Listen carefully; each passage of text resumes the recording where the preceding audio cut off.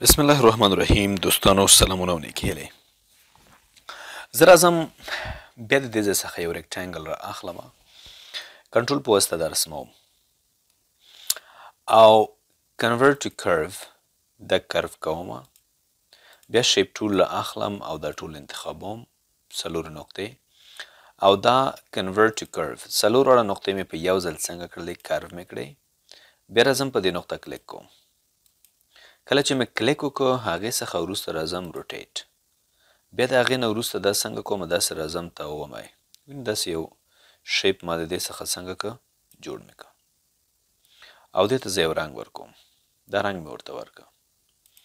بیا شیپ ټول پک ټول را اخلم او د کنټرول په واسطه باندې دا دې خواته راوړم، کاپي کوم، بیا د دواړه انتخابوم او د کنټرول په واسطه دې خواته راوړو، یوه کاپي یې اخلو او بیا دا ټول انتخابوم او بیا ور باندې کلیک کوم، دې طرف ته موو کوم داسې او دې ځای کې پیسټ کوم، بله کاپي مې ورته پیسټ کړه. دا وګوره موږ تاسې وکولی شول یو بهترین ډیزاین دې ته څنګه کو ورکړو. رنګ د دې ځای نه ورته موږ بدلولی شو، هر رنګ چې ورته ورکوئ دا یو ډیزاین مو څنګه که جوړ مو که ډېر په اسانه سره. بیا دا ټول انتخابوم او ډیلیټ کوم.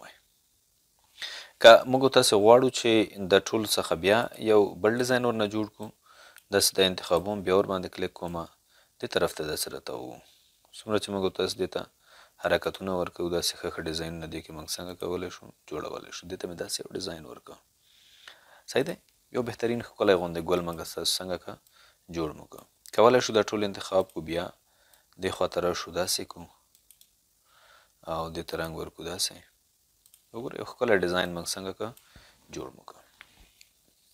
ښه، زه بیا راځم یو شیپ رسموم، کنورټ ټو کرو او بیا شیپ ټول را اخلم. دلته موږ تاسې ځینې اپشنونه لرو، الاین نوډز. موږ مثلا دلته راغلو، کنورټ ټو کرو مو که او بیا مو دا څنګه که بریک مو که، مات مو که، دې خواته مو راوړه. کله چې مو دې خواته راوړه راځو د دواړه انتخابوو او اوس ورته څه وایو، الاین نوډز. د دواړه طرفونه موږ ته الاین که، برابر که. لومړی موږ هاریزنټل انتخابو، وګوره هاریزنټل بیرته څنګه که برابر که. بیا یې لرې کوم د یو بل څخه او دلته ورته راځم ورته وایم الاین ورټیکل.